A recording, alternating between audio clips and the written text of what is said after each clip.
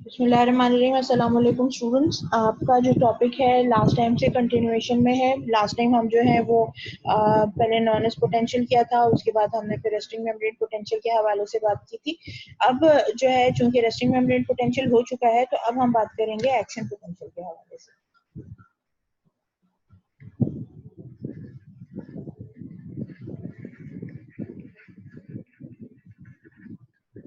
Action potential is the nerve signal that is propagated. ठीक है जी। अब यहाँ पे क्या हो रहा है कि बेसिकली जो न्यूरॉन्स हैं वो एक्साइटेबल टिश्यूज हैं और उनको हर वक्त एक्साइटेशन में रहना होता है। ठीक है जी। तो रेस्टिंग मेम्ब्रेन पोटेंशियल उस एक्साइटेशन को रोक रहा होता है। जब रेस्टिंग मेम्ब्रेन पोटेंशियल के लेवल से थोड़ी सी बात ऊपर चली आती है तो एक्शन पोटेंशियल जनरेट हो जाता है। तमाम के तमाम जो नर्व सिग्नल्स हैं वो एक्शन पोटेंशियल्स के थ्रू ही पास होते हैं। इसके अलावा होता क्या है कि एक्शन पोटेंशियल उस वक्त होता है जब जो नेगेटिव जो रेस्टिंग मेम्ब्रेन पोटेंशियल है वो बहुत तेजी के साथ पॉजिटिव की तरफ मूव होना शुरू हो जाए, तब जाके आपको जो है रेस्टिंग मेम्ब्रेन मतलब एक्शन पोटेंशियल मिलता है। इसको अगर हम एक तरह से ड्रॉ करने की कोशिश करते हैं, कहते हैं जरा एक पिक्चर बना लें, फिर उसके बाद हम इसको करते हैं। ठीक है जी। अच्छा, अब इसके बाद फिर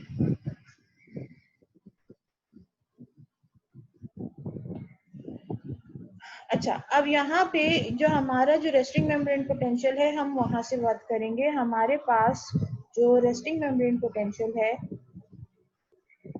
वो क्या है, माइनस 90 मिली वोल्ट। ठीक है जी। Minus 90 milli volt. उसके बाद फिर आप ऊपर लेते चले जाएं, minus 80, minus 70, minus 60, minus 50, so on and so forth।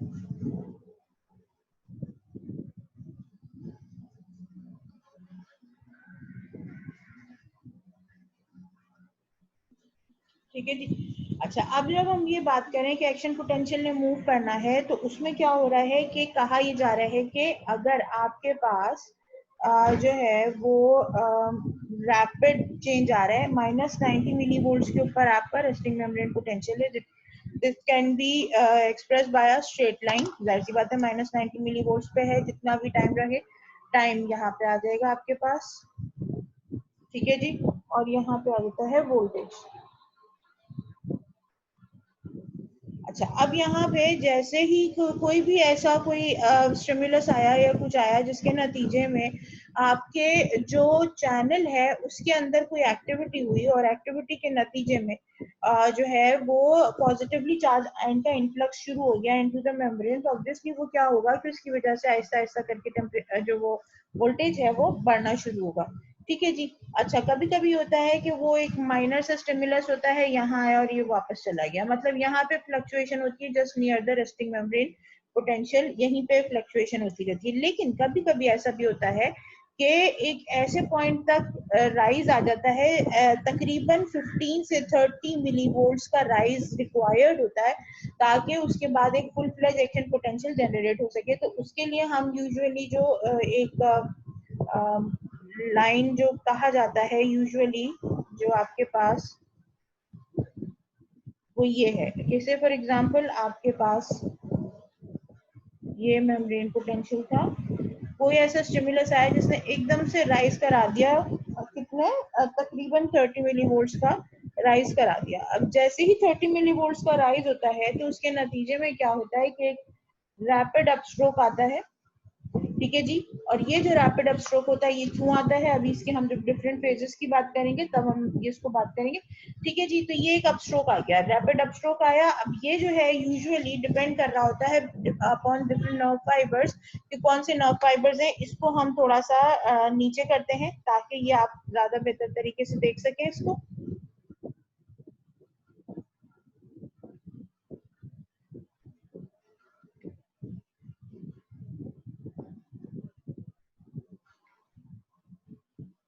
हम इसको यहाँ पे रख रहे हैं ताकि ये ज्यादा बेहतर तरीके से इसको विजुलाइज किया जा सके। यहाँ था ना। ठीक है, अब से फॉर एग्जांपल अब अगर हम इसको प्लस की तरफ लेकर जा रहे हैं, अगर राइज होना शुरू होता है तो ये खाली यहीं पे तो नहीं रुकेगा ऑब्वियसली, और ऊपर भी जा सकता है। तो ये आमतौर पे एक्शन पोटेंशियल 10, 20 और 30 मिली वोल्ट्स तक जाता है यूजुअली।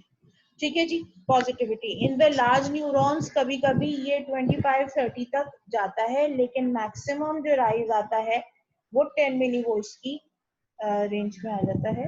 यहाँ पे इस लेवल तक तो शार्प शूट आता ही है। ठीक है जी। तो ये जो राइज है ये किस तरह से, अब इसके हवाले से बात करते हैं कि जब हम रेस्टिंग मेम्ब्रेन पोटेंशियल के हवाले से बात कर रहे थे कि हमारी मेम्ब्रेन एट रेस्ट है, तो बेसिकली इट्स हाईली पोलराइज, यानी पोल्स अपार्ट वाली कहानी है कि जी एक पोल के ऊपर जो एक नेगेटिव पोल होता है और एक पॉजिटिव पोल होता है, तो आपकी एक्सट्रीमली पोलर किस्म की मेम्ब्रेन हुई हुई है एट द रेस्टिंग स्टेज। ठीक है जी। अब अगर किसी भी चीज की वजह से इसके जो पोलैरिटी है उसमें चेंज आता है और वो उससे न्यूट्रलाइज होना शुरू करता है, न्यूट्रलाइजेशन की तरफ जाना शुरू करता है, तो आप उसको क्या बोलेंगे? डीपोलराइज, यानी अब पोलराइजेशन नहीं हो रही है, न्यूट्रलाइजेशन की तरफ जा रहा है। यहाँ पे याद रखिएगा, अगर आपके दो पोल्स हैं जैसे नॉर्थ एंड साउथ पोल है, नॉर्थ एंड साउथ पोल है, तो जो सेंटर है ये पोल नहीं है, ये पोल है, ये पोल है, ये क्या हो गया? डीपोल। ठीक है जी। ये डीपोल हो गया, यानी सेंटर जो है वो डीपोल हो जाता है, यानी यहाँ पे कोई भी किसी भी किस्म की कोई पोलैरिटी नहीं रहती। इसी तरह से आपका पॉजिटिव हो गया, ये नेगेटिव हो गया, और ऑब्वियसली बीच में जो सेंटर है ये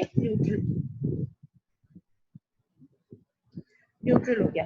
ठीक है जी। तो अब when we are moving from the poles towards the neutral side, then it is known as depolarisation.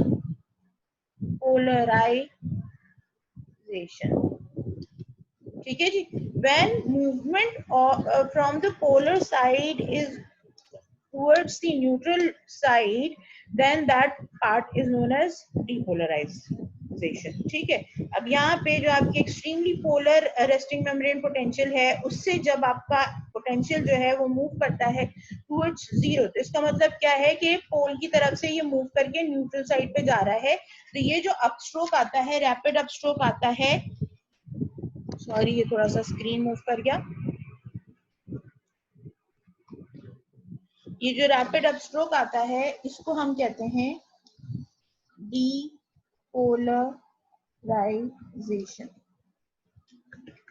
ठीक है जी। अब इसके बाद अगर फॉर एग्जांपल एक दोबारा से फॉल आए, कोई भी रीजन की वजह से यहाँ पे फॉल आ जाए वापस से, और वो अपनी पोलर साइड की तरफ दोबारा जाना शुरू कर दे, तो हम इसको क्या बोलेंगे? रीपोलराइजेशन। अगर अपनी पोल साइड ये जो यानी -90 मिली वोल्ट का जो पोल है, अगर कोई चीज इससे भी और ज्यादा नेगेटिव की तरफ चली जाए, तो क्या हो जाएगा कि पोल जो है, पोल तो हुआ था उससे भी ज्यादा पोलराइज की साइड पे चला जाता है, तो फिर आप उसको क्या कहते हैं? Hyperpolarisation. यानी ये आपका पोल है, -90 मिली वोल्ट आपका पोल है, हाईली पोलराइज हो गया, यहाँ से जब ऊपर से नीचे की तरफ आ रहा है तो रीपोलराइजेशन हो रही है, यानी पोल की तरफ वापस मूवमेंट हो रही है। ठीक है। लेकिन पोल से फिर अब एक की तरफ जाना शुरू हो जाए, मजीद नेगेटिविटी की तरफ जाना शुरू हो जाए, तो फिर ये क्या कहलाता है? हाइपर पोलराइजेशन कहलाता है। अच्छा जी। इन 3-4 चीजों को अगर सामने रखते हुए जब हम जो आपकी जो डिस्कशन है जो एक्शन पोटेंशियल है, जब उसके हवाले से बात करते हैं, तो हमारे पास जो इसका फेज 1 आता है इसको stages of action potential, number 1, phase 1, which is known as resting stage. Now this resting stage basically is the resting membrane potential, and in cases of neurons, अभी क्योंकि हम neurons की बात करें, in cases of neurons the resting membrane potential is -90 millivolts। ठीक है जी। इसके बाद फिर आपके पास आता है फेज टू, फेज टू कहलाता है। फेज टू क्या कहलाएगा? अभी मैंने आपको बताया डीपोलराइजेशन, यानी movement of the highly polar resting membrane potential से पोटेंशियल मूव कर रहा है towards the neutral side, that is zero. तो उसकी वजह से when moving towards zero it's becoming more and more neutral, यानी पॉजिटिव एंड नेगेटिव जो है वो इक्वल होना शुरू हो रहे हैं। तो this is known as depolarisation, यानी पोल से दूर की तरफ जाना शुरू हो गया। So this is known as depolarization, and this is because of very important thing, voltage gated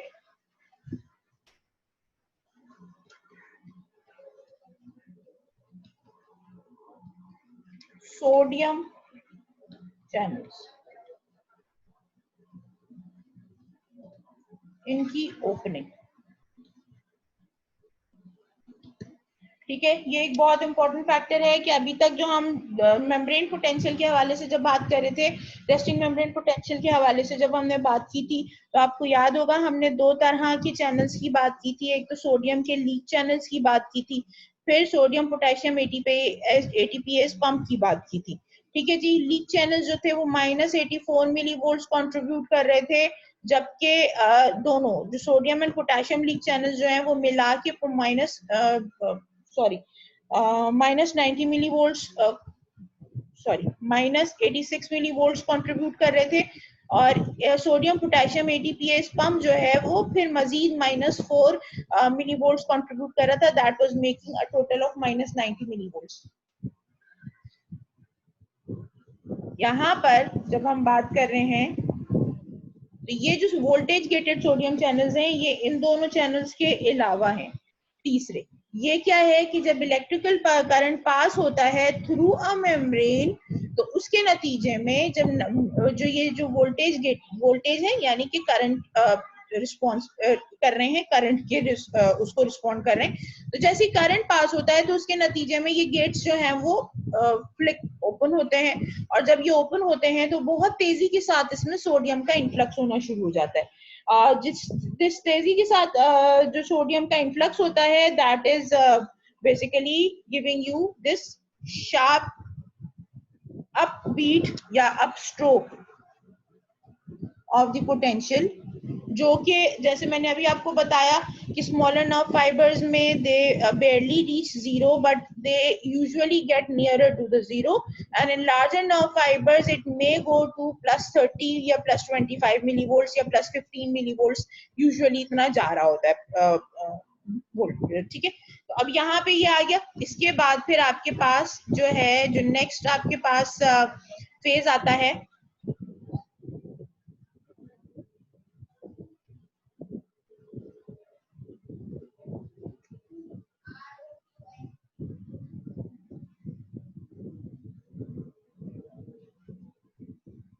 next phase जो आता है आपके पास,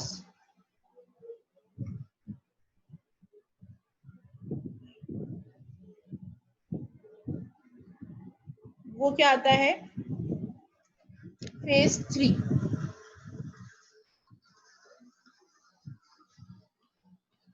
Now this is repolarization.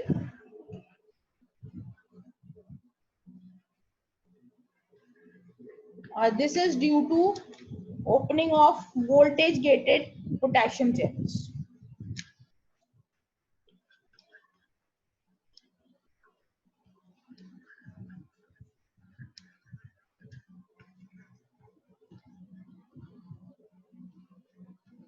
ठीक है जी, जब पोटेशियम चैनल्स ओपन होते हैं, तो अब आप ये देखें, जब डिपोलराइजेशन के टाइम पे voltage gated sodium channels open होते हैं तो इसके नतीजे में होता क्या है? सोडियम का इन्फ्लक्स होता है,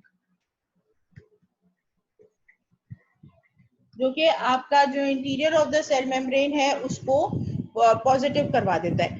जबकि इसके मुकाबले में जब हम बात करते हैं कि पोटेशियम चैनल्स ओपन होते हैं तो उसके नतीजे में क्या होता है? पोटेशियम का आउटफ्लक्स होता है। और इसके नतीजे में क्या होता है कि वो जो पॉजिटिविटी इनसाइड बढ़ी हुई होती है वो दोबारा से नेगेटिविटी की तरफ जाना शुरू हो जाती है, और इस नेगेटिविटी की तरफ जाने के नतीजे में आपको ये डाउन स्ट्रोक मिलता है, यानी again it is going towards its 0 point, तो यानी रिपोलराइज होता चला जा रहा है। कभी कभी ये होता है कि रिपोलराइजेशन का प्रोसेस थोड़ा सा स्पीड अप हो जाता है, वो चलता ही रह जाता है, तो क्या होता है कि -90 मिली वोल्ट पर एकदम से अब्रप्ट ब्रेक नहीं लगते इसको, बल्कि थोड़ा सा और नीचे की तरफ चला जाता है।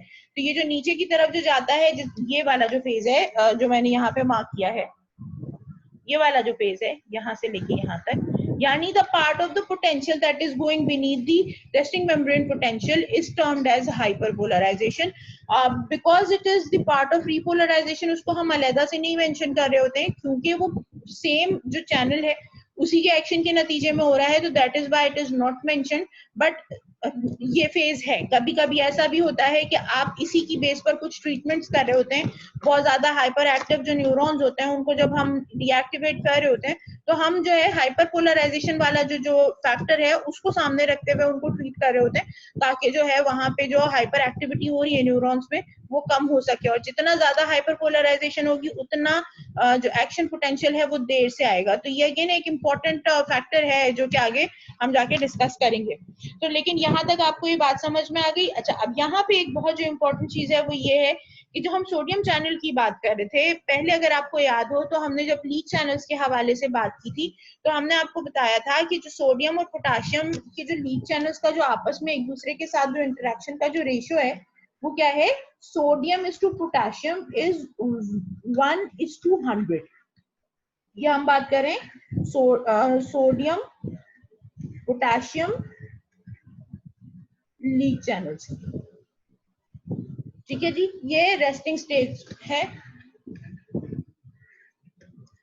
जिसके अंदर सोडियम और पोटाशियम का जो रेशियो है वह है 1:100 का परमिबिलिटी का, ठीक है जी। Sodium potassium ratio, when we are talking about sodium potassium ATPase pump, जब हम यहाँ पे बात करते हैं तो आपको मालूम है कि 3:2 का रेशियो है, यानी 3 आउटवर्ड मूव कर रहे होते हैं और 2 पोटाशियम इनवर्ड मूव कर रहे होते हैं। इसको मैं इस तरह बना देती हूँ, 3 आउटवर्ड 2 इनवर्ड, ठीक है जी। ये इस तरह से चल रहा होता है। लेकिन जब हम बात करते हैं आपके वोल्टेज गेटेड सोडियम चैनल्स की with potassium, what happens is sodium potassium का जो रेशियो है वो क्या हो जाता है कि इट राइजेस फ्रॉम 1 till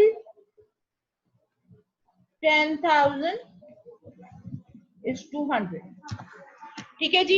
एक ही तरीके से वो हो रहा होता है, मैकेनिज्म हो रहा होता है, लेकिन इसके अंदर ये इस तरह से ये प्रॉब्लम मतलब ये डिफरेंस आता है कि जो सोडियम की जो परमिबिलिटी है वो राइज करी होती है 1 से लेके 10,000 टाइम्स तक, जबकि उसके मुकाबले में जो पोटेशियम है अगर हम उसको एक स्टैटिक उसके ऊपर 100 की वैल्यू के ऊपर रखें तो जो रेशियोज आ रहे होते हैं वो बेसिकली जो है वो इस तरह से होते हैं कि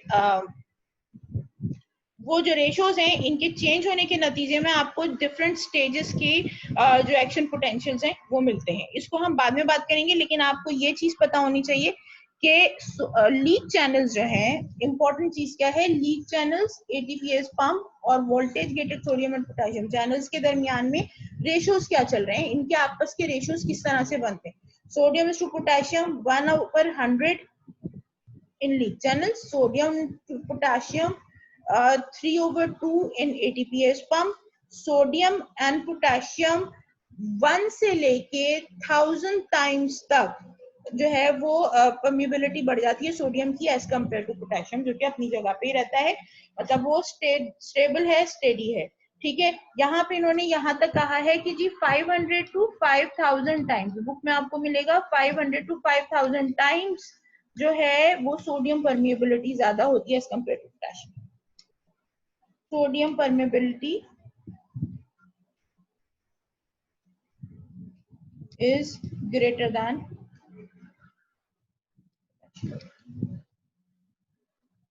ठीक है जी। अच्छा, अब यहाँ पे जो बहुत इंपॉर्टेंट चीज है वो ये है कि एक पिक्चर मैं आपके साथ पहले बुक की शेयर करती हूँ, फिर उसके बाद हम इसको आगे कंटिन्यू करते हैं, ठीक है। अच्छा जी, ये पिक्चर देखिए जरा, इसके अंदर आपको क्या दिखाई दे रहा है, दो तरह की चीजें दिखाई दे रही हैं, दो चैनल्स दिखाई दे रहे हैं। पहला ऊपर जो आपको एक जो चैनल दिखाई दे रहा है that is your sodium channel, और नीचे वाला जो है वो पोटेशियम चैनल है। अच्छा, सोडियम चैनल है, अगर आप उसको देखें तो इसके पास तीन तरह के फेजेस हैं, ठीक है। अगर आप ये देख सकते हैं, इसके जो जो चैनल प्रोटीन है, इसके अंदर एक इस साइड पे एक लिड टाइप स्ट्रक्चर है, इधर भी एक लिड टाइप स्ट्रक्चर है, जो कि इसका गेट्स कहलाते हैं, ठीक है जी। अच्छा, अब यहाँ पे ये जो है ये एक्टिवेशन गेट कहलाता है, जो बाहर की तरफ होता है, जो मेम्ब्रेन की साइड पे होता है वो एक्टिवेशन गेट कहलाता है, और जो सेल्यूलर जो साइटोप्लाज्म की तरफ, यानी जो inner part of the cellular membrane की तरफ जो गेट होता है वो इनएक्टिवेशन गेट कहलाता है। अच्छा, जब रेस्टिंग होती है -90 मिली वोल्ट के ऊपर, जो वोल्टेज गेटेड सोडियम चैनल्स हैं ये रेस्ट फेज में होते हैं, और जब ये रेस्ट फेज में होते हैं सो इनका एक्टिवेशन गेट जो है ये क्लोज होता है, सोडियम बाहर मौजूद होता है, लेकिन ये गेट चूंकि ओपन नहीं हुआ होता है, इस वजह से यहाँ पे मूवमेंट ऑफ सोडियम नहीं हो रही होती। Inactivation gate at the resting phase बंद रहता है, ठीक है जी। अच्छा, उसके बाद फिर क्या होता है कि यहाँ से इलेक्ट्रिकल करंट पास कर गया, जिस भी तरह से इलेक्ट्रिकल करंट पास कर गया, इस इलेक्ट्रिकल करंट के पास होने के नतीजे में जो एक्टिवेशन गेट है ये ओपन हो जाता है, और उस ओपनिंग के नतीजे में सोडियम का इन्फ्लक्स होना शुरू हो जाता है। अब यहाँ पे जो बात हो रही है कि ये एकदम बाकायदा, जैसे नहीं नलका खुल जाता है, पोरिंग हो रही होती है, बिल्कुल इस तरह से सोडियम पोर इन करता है सेल मेम्ब्रेन के थ्रू, और इसके नतीजे में आपका जो पोटेंशियल है that starts from -90 to +35 millivolts at maximum जा सकता है, ठीक है जी। तो ये जो मूवमेंट हो रही है ये क्यों हो रही है, क्योंकि एक्टिवेशन गेट ओपन हो गया है, तो sodium channel it's in its activation phase. उसके बाद फिर क्या होता है कि with in fraction of a second, fraction से भी कम टाइम लग रहा होता है, 1/10 हाँ 10,000th ऑफ अ सेकेंड के अंदर जो है इनएक्टिवेशन गेट जो है वो बंद हो जाता है। जब इनएक्टिवेशन गेट बंद होता है, सही है, और इसके नतीजे में जो आपका जो सोडियम चैनल है ये इनएक्टिवेटेड हो जाता है, रेस्टिंग फेज में नहीं गया है, इनएक्टिवेटेड फेज में है। इस टाइम पे अगर आप चाहे कुछ भी स्टिमुलस अप्लाई कर दें, सोडियम चैनल्स दोबारा ओपन नहीं होंगे, ठीक है। ये एक बहुत इंपॉर्टेंट चीज है। यहाँ पे आके फिर अगेन कुछ चीजें हैं जो बाद में हम पढ़ेंगे, थ्रेशोल्ड्स वगैरह, उसके हवाले से ये बहुत इंपॉर्टेंट फैक्टर है कि इनएक्टिवेशन के टाइम पे सोडियम चैनल्स रीओपन नहीं होते। To reopen them again, or to make the action potential happen again, it has to come on a resting state, ठीक है जी। अच्छा, इनएक्टिवेशन फेज जो होता है उसके अंदर क्या हो रहा होता है कि जो मेम्ब्रेन पोटेंशियल होता है वो +35, जो कि हमने बात की थी मैक्सिमम +35 तक जा सकता है, तो वो +35 से वापस जो है वो -90 मिलीवोल्ट की तरफ आता है, ठीक है जी। अच्छा, दूसरा जो आपके पास जो चैनल है वो है आपका पोटेशियम चैनल। पोटेशियम चैनल की सिर्फ दो स्टेट्स हैं, उसके पास गेट भी सिर्फ एक ही है। इसका एक जो है ये एक्टिवेशन गेट है, बस ये एक ही गेट है इसका, बाहर और वो अंदर की तरफ है, क्योंकि मूवमेंट ऑफ पोटेशियम अंदर से बाहर की तरफ होनी होती है, तो उसका जो एक्टिवेशन गेट है वो अंदर की तरफ होता है। रेस्टिंग स्टेट में ये एक्टिवेशन गेट बंद होता है, और जब एक्टिवेशन हो जाती है तो एक्टिवेशन खुल जाता है गेट, और ये भी अगेन कंट्रीब्यूट कर रहा होता है in +35 millivolts to returning the potential back to -90 millivolts. अब यहाँ पे अगर आप ये देखो तो कंपैरिजन ये है बेसिकली कि +35 टू -90 मिलीवोल्ट जो रिवर्सल हो रहा है, डीपोलराइजेशन हो रही है, उसमें ये जो दोनों जो चैनल्स हैं इनकी अपीयरेंस आप नोट करो कि स्लो एक्टिवेशन हुई है पोटेशियम के चैनल्स की, but it's open and it's moving the potassium outside this cell, and at the same time जो सोडियम चैनल्स हैं वो क्या कर रहे हैं कि it is stopping the influx of further positively charge ion coming inside the cell membrane. ये दोनों चीजें कंट्रीब्यूट करती हैं उस पिक्चर के लिए जो हम अभी बात कर रहे थे, जो डाउनफॉल आ रहा होता है, that is known as your repolarisation, this one. इसको मैं थोड़ा सा डिफरेंट कलर से मार्क करती हूँ ताकि आपको ज्यादा बेहतर तरीके से समझ में आ सके। हम इसकी बात करें, इस फेज की बात करें, ठीक है जी। और इस फेज में अभी जैसे मैंने आपको बताया कि पोटेशियम चैनल्स ओपन हुए हुए होते हैं, पोटेशियम का आउटफ्लक्स हो रहा होता है, सोडियम चैनल्स इनएक्टिवेटेड फॉर्म में चले जाते हैं और सोडियम का इनफ्लक्स रुका हुआ होता है। नेट रिजल्ट क्या निकलता है कि मूवमेंट होती है of the potential from the positive side toward back towards the -90 millivolt side. ठीक है जी, उसके नतीजे में आपको ये रिपोलराइजेशन मिल रहा होता है। Is it understood? बात समझ में आ गई है? ठीक है जी। अब ये जो ये वाली बात हो गई। अब ये जो मैकेनिज्म है इसको समझने के लिए एक तरीका किया गया है जिससे इस मैकेनिज्म को ज्यादा बेहतर तरीके से समझा जा सकता है। But wait for a second, मैं आपको एक वीडियो पहले दिखाती हूँ एक्शन पोटेंशियल की। उसमें आप चैनल की ओपनिंग क्लोजर देख लीजिएगा और उसके बाद फिर हम उसको आगे लेके चलेंगे। ठीक है जी, जस्ट वेट अ सेकेंड। अच्छा जी, ये आपके लिए एक वीडियो है जो मैं आपको दिखा रही हूँ।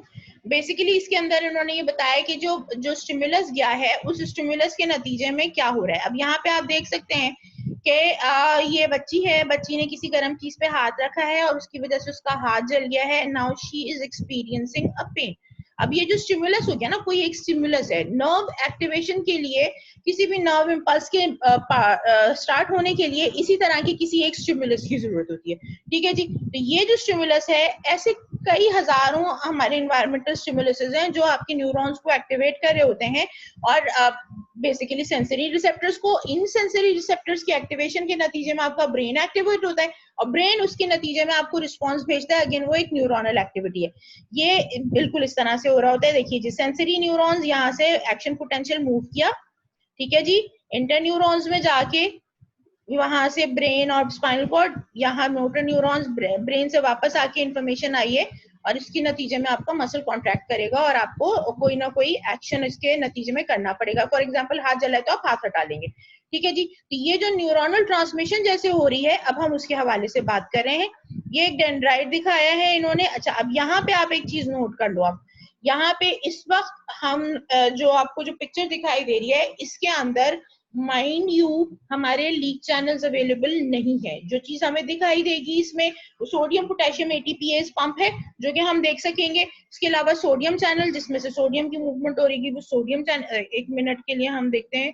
हाँ, ग्रीन कलर के सोडियम चैनल्स हैं, पर्पल कलर के पोटेशियम चैनल्स हैं। ठीक है जी, और उसके अलावा आपका ये सोडियम पोटेशियम एटीपीएस पंप है, क्योंकि इस पर फॉस्फेट लगा हुआ है तो इससे हमें अंदाजा हो रहा है कि ये यहाँ पे 3 और 2 का वो बना हुआ है। ठीक है जी, बेसिकली आपको सिर्फ और सिर्फ at the time of action potential जो कुछ हो रहा होता है वो बता रहे हैं। At the time of resting membrane क्या हो रहा होता है वो हमें पहले से मालूम है। ठीक है जी, तो हम वीडियो स्टार्ट करते हैं। ये आपकी जो है ये सोडियम पोटेशियम एटीपीएस पंप है। ये मुस्तकिल काम करता रहता है। एक दफा ओपन होता है, पोटेशियम को अंदर कर देता है, उसमें सोडियम जो है वो अपने साथ मूव करवाता है, एटीपी लगता है, एटीपी की ब्रेकडाउन होती है, सोडियम का मूवमेंट हो जाता है फ्रॉम इनसाइड टू आउटसाइड और पोटेशियम जो बाहर मौजूद होते हैं एक्स्ट्रा सेल्यूलर सरफेस के अंदर वो वापस आ जाता है। ये एक मैकेनिज्म है जो कंटिन्यूसली चलता रहता है, जिसके नतीजे में नेगेटिव जो मेम्ब्रेन जो पोटेंशियल है वो नेगेटिव साइड पर रहता है, आप देख सकते हैं, और ये जो है पॉजिटिव साइड है।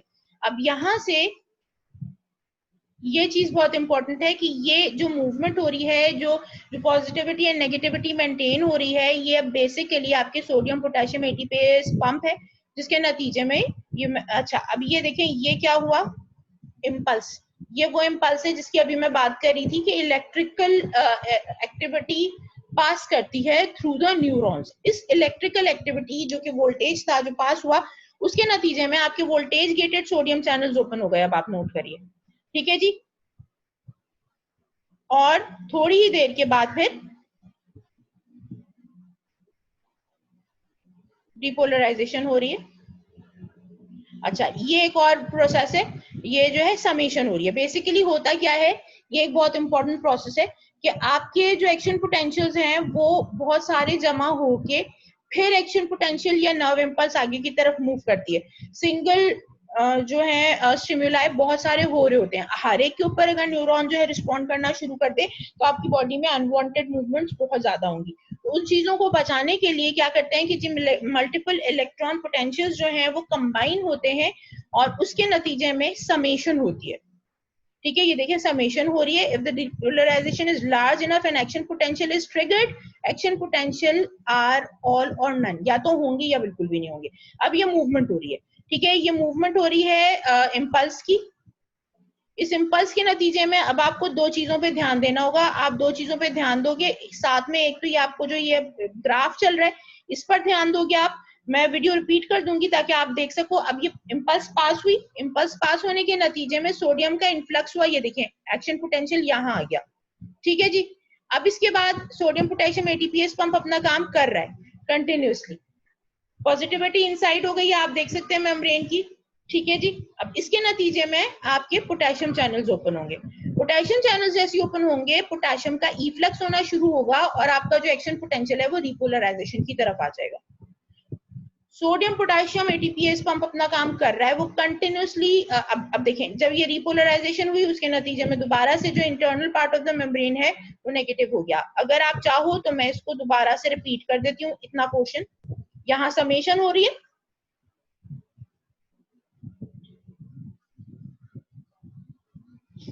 अब खुद ध्यान से देखिए आप। इम्पल्स मूव किया, सोडियम चैनल्स ओपन हुए, डिपोलराइजेशन हुई, उसके बाद फिर फ्रैक्शन ऑफ अ सेकंड के बाद पोटेशियम सोडियम चैनल्स बंद हो गए और पोटेशियम चैनल्स ओपन हो गए। पोटेशियम चैनल्स के ओपन होने के नतीजे में यहाँ पे रिपोलराइजेशन हो गई और जो पॉजिटिविटी इनसाइड थी वो दोबारा से नेगेटिविटी में कन्वर्ट हो गई। वापस फिर आपकी रेस्टिंग मेम्ब्रेन पोटेंशियल रिसीव हो गई।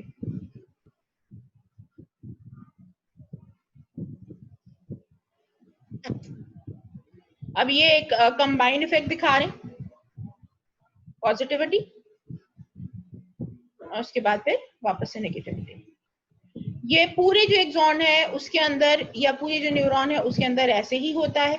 इसके नतीजे में अब यहाँ पे क्या हो रहा है कि एक न्यूरॉन से दूसरे न्यूरॉन के दरमियान में जा रहा है। न्यूरॉन्स के दरमियान का ये जो पोर्शन है आगे आपके पास आने भी वाला है कि जो कम्युनिकेशन है between the neurons is known as a synapse, ठीक है जी। तो यहाँ पे जाके ये रिलीज होता है, साइनैप्स बनता है, यहाँ से न्यूरोट्रांसमीटर की रिलीज होती है और जो इन्फॉर्मेशन है from the one neuron is transferred to the second neuron. इसको हम डिटेल से करेंगे। अभी आपको सिर्फ और सिर्फ ये पता होना चाहिए कि synapse is a communication between two neurons और यहाँ पर जो दो कम्युनिकेशन होती है वो किस तरह से होती है, by the release of a chemical substance in between these the communications, and that chemical substance is known as a neurotransmitter, and this area where the two neurons are communicating with one another is known as a synapse। ठीक है जी, यहाँ तक ये बात हो गई है। अच्छा, अब इसके बाद मैं आपके साथ दूसरी स्क्रीन शेयर करने लगी हूँ।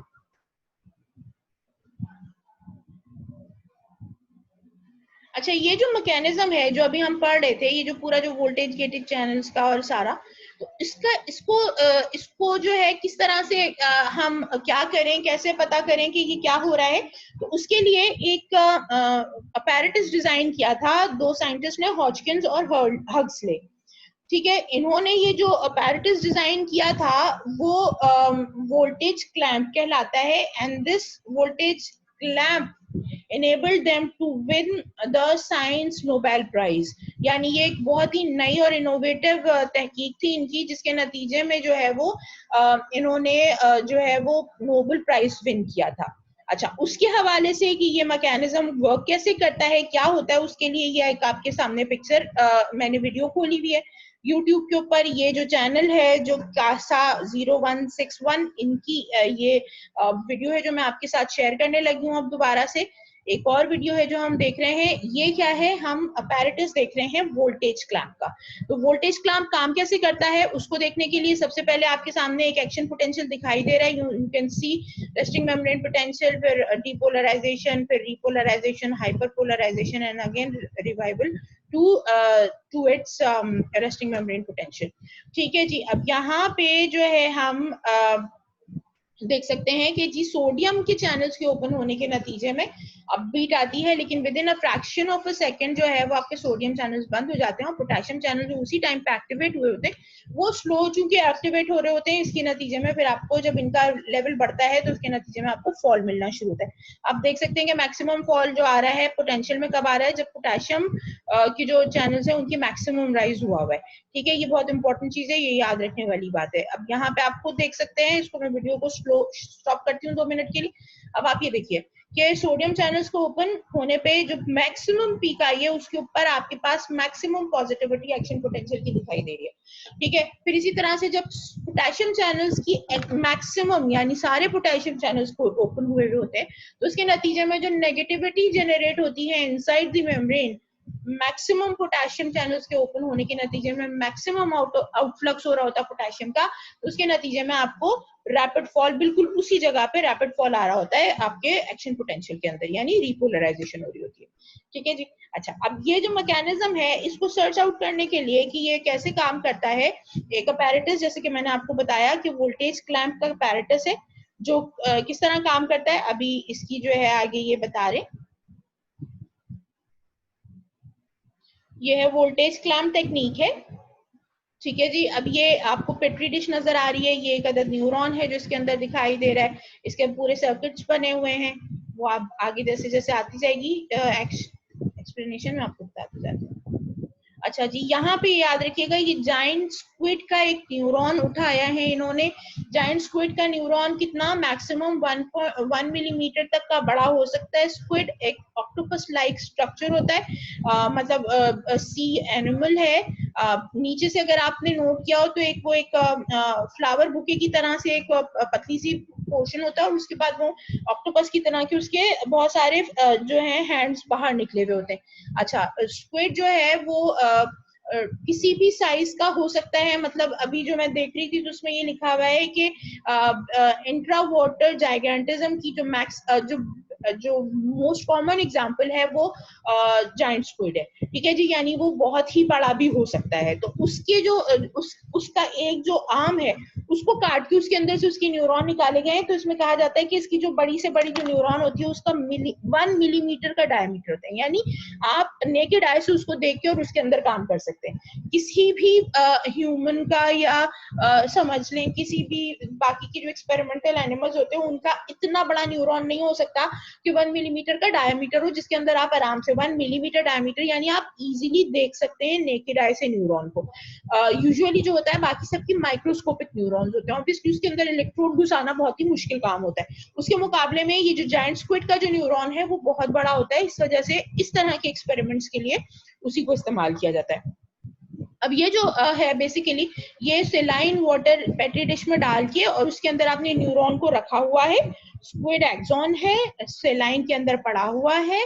ठीक है जी। अब इसके बाद फिर क्या होता है कि इसके साथ एक अदद वो लगा हुआ है, इलेक्ट्रोड लगा हुआ है जो कि रिकॉर्ड करेगा जो भी चेंजेस आएंगे। रेफरेंस इलेक्ट्रोड यहाँ पे उसी पानी के अंदर पड़ा हुआ है ताकि वो बता सके। अच्छा, इसके बाद फिर क्या है कि ये मेम्ब्रेन का वोल्टेज जो है वो कैलकुलेट करेगा। ठीक है जी, जो भी है, और रेफरेंस इलेक्ट्रोड उसी मेम्ब्रेन वोल्टेज को रेफरेंस कर रहा होगा कि ऐसा है या नहीं है। ठीक है, उसको फिर मीटर के साथ लगा देंगे और यहाँ पे फिर क्या होगा कि जो मेम्ब्रेन वोल्टेज है उसको हम कैरी करेंगे कमांड वोल्टेज के साथ।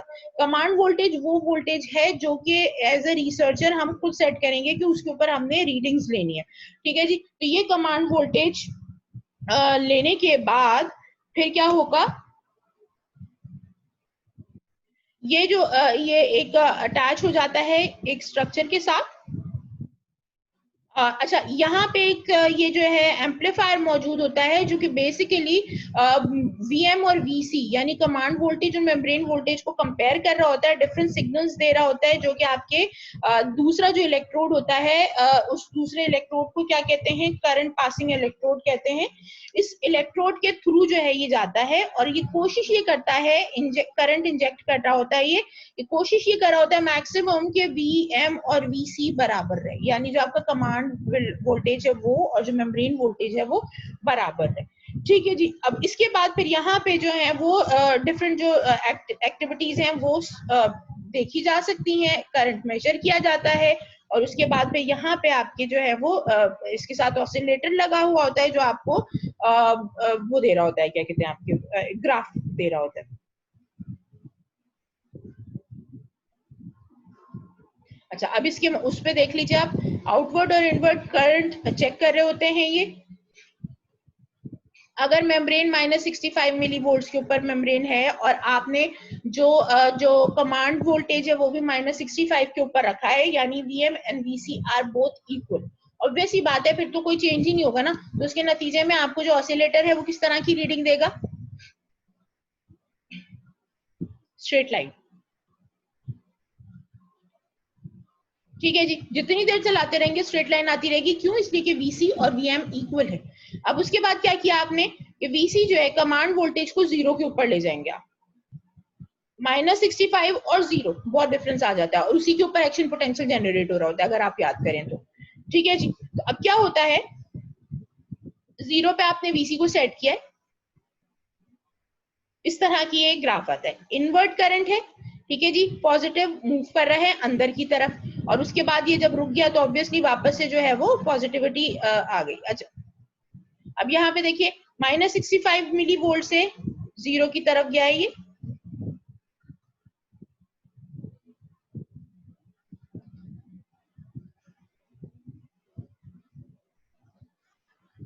इनवर्ट करंट है, ये डिलेड आउटवर्ट करंट है। ये सोडियम और पोटेशियम के कंबाइन इफेक्ट की वजह से चैनल्स के ये इस तरह का ग्राफ आ रहा है।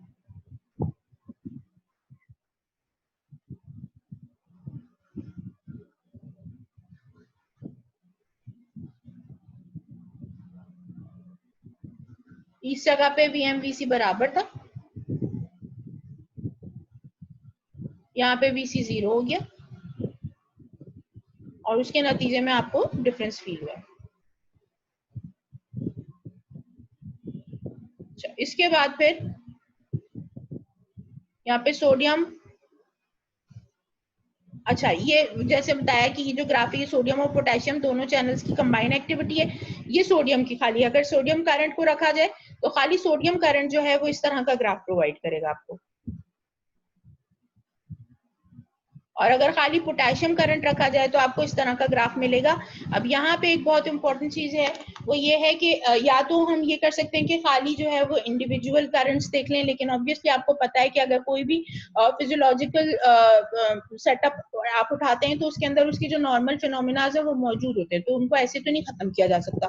तो दूसरा तरीका क्या है कि आप फिर उसके लिए क्या करते हैं कि दो चैनल, जैसे फॉर एग्जाम्पल आप एक चैनल को ब्लॉक कर देंगे, उसके लिए क्या करते हैं, जो ब्लॉकर एजेंट्स हैं वो क्या है, सोडियम चैनल को टेट्राडोटॉक्सिन जो है वो ब्लॉक कर देता है।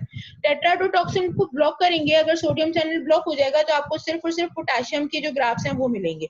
लेकिन अगर उसके मुकाबले में आप टेट्रा इथाइल अमोनियम आयन से अगर उस जो ये जो सेटअप है इस सोल्यूशन में अगर वो ऐड कर देते हैं तो आपकी पोटेशियम चैनल्स ब्लॉक हो जाएंगे और आपको खाली सोडियम का जो इंडिविजुअल करंट है वो मिल जाएगा। ठीक है जी, तो यही करके इन्होंने ये जो दो डिफरेंट ग्राफ्स निकाले हैं, पोटेशियम करंट एक्टिवेशन की है सोडियम को इनएक्टिवेट करके, और सोडियम की एक्टिवेशन की है पोटेशियम को इनएक्टिवेट करके, और इन दोनों का जो कंबाइन इफेक्ट होता है, ये जो ब्लैक लाइन का ग्राफ आ रहा है ये होता है आपके पास।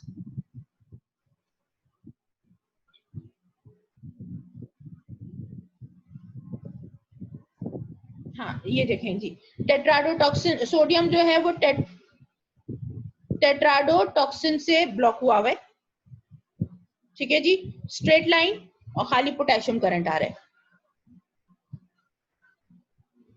अब उसके मुकाबले में ये दूसरा ग्राफ है जो कि आपको सिर्फ सोडियम का इन्फ्लक्स दे रहा है, क्योंकि पोटेशियम ब्लॉक किया हुआ है आपने टेट्राइथाइल अमोनियम से।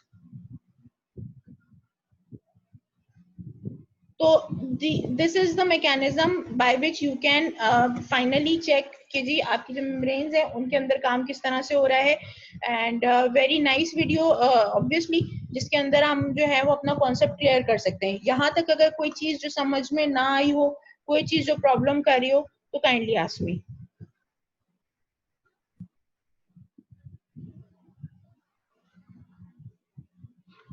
ठीक है जी, यहाँ आज के लिए इतना काफी है। थैंक यू सो मच, इंशाल्लाह फिर दोबारा से आपसे मुलाकात होगी। अल्लाह हाफिज।